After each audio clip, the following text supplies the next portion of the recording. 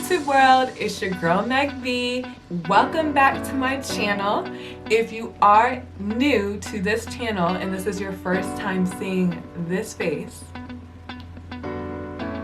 go ahead and hit the subscribe button below, hit that bell, leave me some love in the comments area. I do read all comments and everything. Any questions you have, just let me know, okay?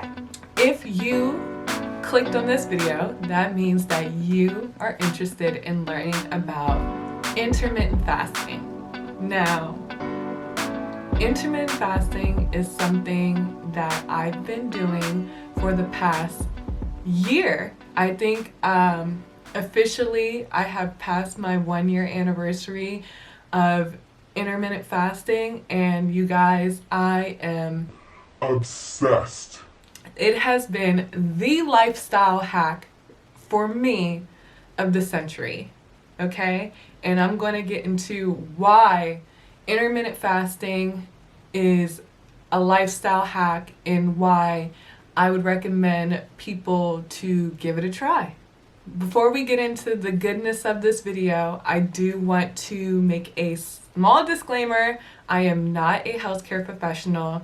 And I strongly recommend before starting any new diet or health regimen, you consult your doctor or physician. I wanted to film this video because I've been receiving a lot of questions in regards to fasting and alternate day fasting because, as you know, or if you don't know, I have been doing alternate day fasting, and go check out my update videos. There will be another update coming very soon, so make sure you remember to subscribe.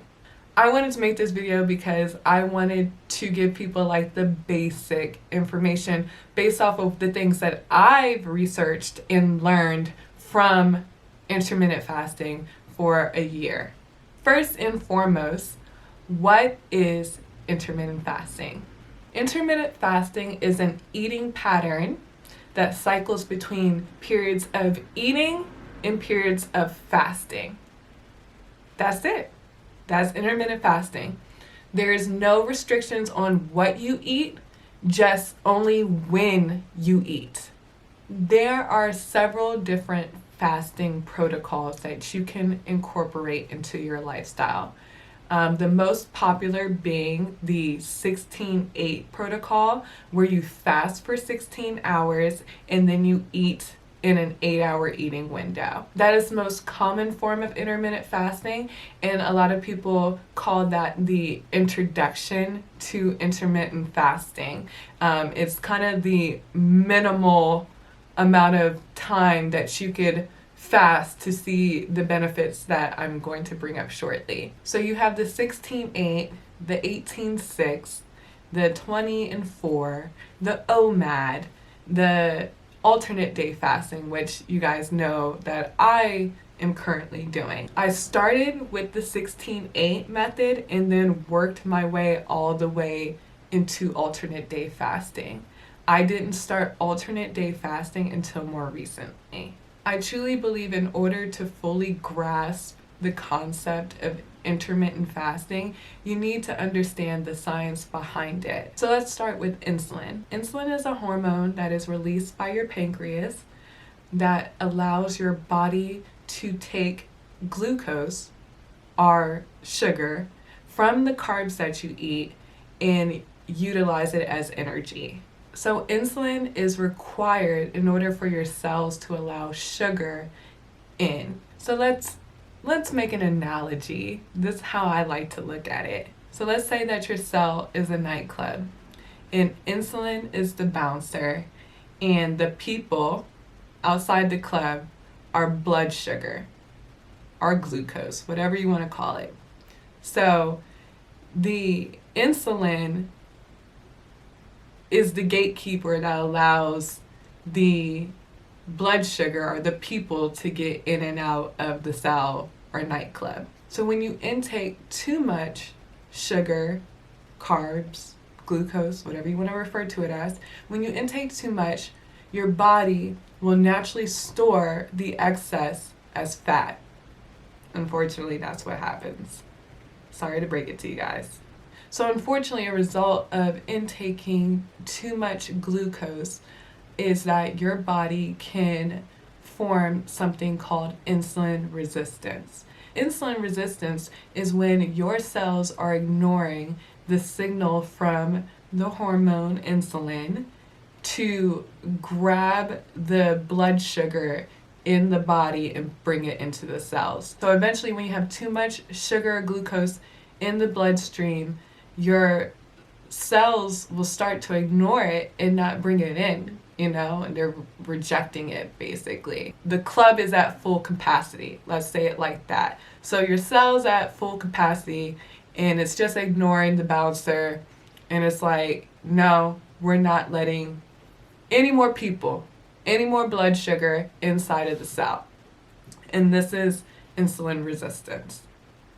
So where do you guys think the sugar goes? It goes into fat, and this is weight gain, this is fat gain. So it gets stored as fat. So you can't burn the sugar, you can't store the sugar, so you just get stored as fat. So because the cells are rejecting the signals from the insulin, it signals your body to create more insulin. And this is very dangerous because this is what leads to type 2 diabetes as well as several other health issues. So unfortunately, insulin resistance is actually very common.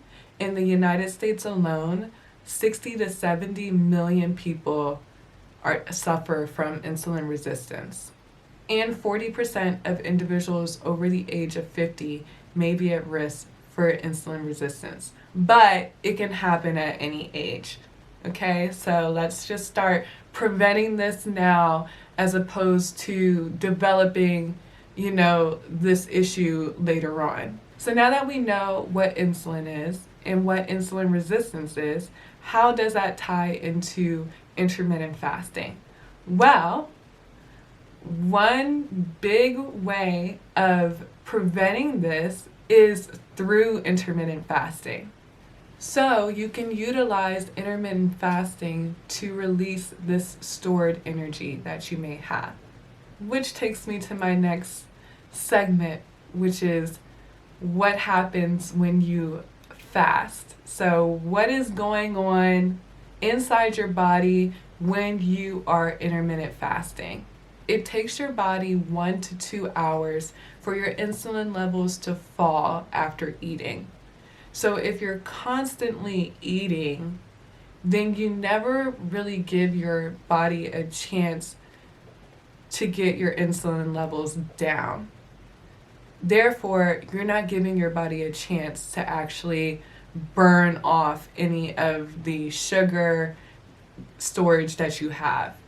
So you think about it like if you're eating 6 times a day, like 3 meals and snacking in between, and you're constantly eating every 3 hours, you're literally only giving yourself like little windows of time for your body to actually come back down off of the insulin spike that you previously had. So for the first 8 to 12 hours of fasting, your body is still in its post-absorptive state. So it's right at that moment your body is breaking down glucose. It's not until 12 hours into your fast that your body actually enters a fasted state. At this time, fat burning begins. So your body is in transition of utilizing glucose for energy to now utilizing fat for energy. That's what we ideally want. We want our body to eat the fat storages that we have. And your body actually prefers fat energy over glucose energy. So if you're only giving your body the option to eat the fat, it will only eat the fat. So you're switching gears, you're switching over to that fat burning. Also at this time, your HGH, which is human growth hormone, is elevated. So you are naturally getting human growth hormone elevation while you're fasting. And that's a lot of the reason why you see a lot of people who weight train intermittent fasting, because you're getting that natural HGH that Some people go as far to purchase and inject into their bodies, but you're getting it naturally, so it's free. By 16 hours of fasting, your body will have hit its full fat burning mode, where your body has officially switched over from burning glucose to burning fat, and now your body is officially eating from its fat storages. So around the 24-hour mark of intermittent fasting, the best thing happens. So your body enters something called autophagy, where it starts to eat its own dead cells. So your body has a mechanism of eating old cells, even like cancerous cells, things linked to diseases, cells that it does not need anymore, and it will literally, your body is just eating up all those old cells, which is super beneficial to prevention of diseases and staying looking younger for longer. Now that you know this different stages of what goes on in the body during intermittent fasting, depending on what you are trying to gain from the experience, you will be able to reach a decision on how long you would like to fast for, as well as what you want your eating window to be. Although there is technically no restriction on what you eat when you're intermittent fasting, I would strongly suggest counting your calories at least to make sure that you're not overeating in your eating window. I would also suggest to try and minimize as much as possible your carb intake. Carbs spike your insulin more significantly than fats and protein. Fats actually really don't spike your insulin that much. A good thing to incorporate would be to check the glycemic index and the insulin index of the food that you're consuming.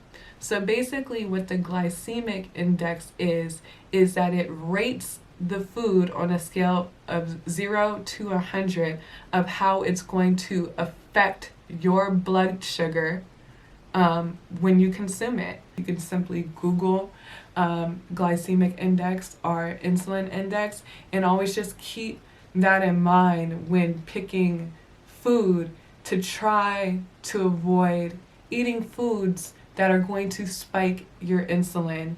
Although they seem healthy, they could still trigger an insulin response, and we're trying to avoid that at all costs.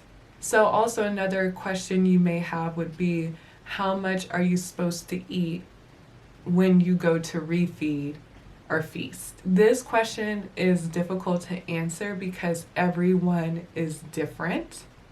And it also depends on the fasting protocol that you incorporate. There are 2 tools that you could use to kind of gauge how many calories you should be intaking a day.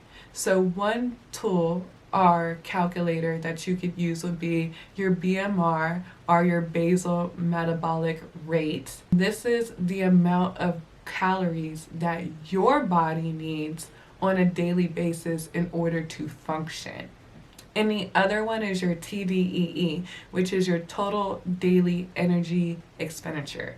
And this is an estimation on how many calories your body will burn a day with exercise taken into account. As I bring this video to a close, I just want to touch on a few key things. I want people to understand that this takes time. Okay, there is no such thing as a quick fix.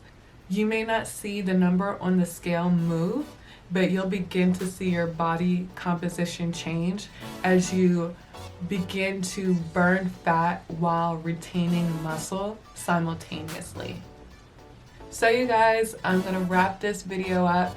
I know that it was a lot of information, but I kind of wanted to give you guys the whole overview of what this crazy lifestyle hack was all about. I will have a update video coming very soon. So like I said before, please go ahead and click that subscribe button. And if you want to see more informative videos like this, please let me know down in the comments section below. I hope you guys all have fun on a new fasting journey. See you next time.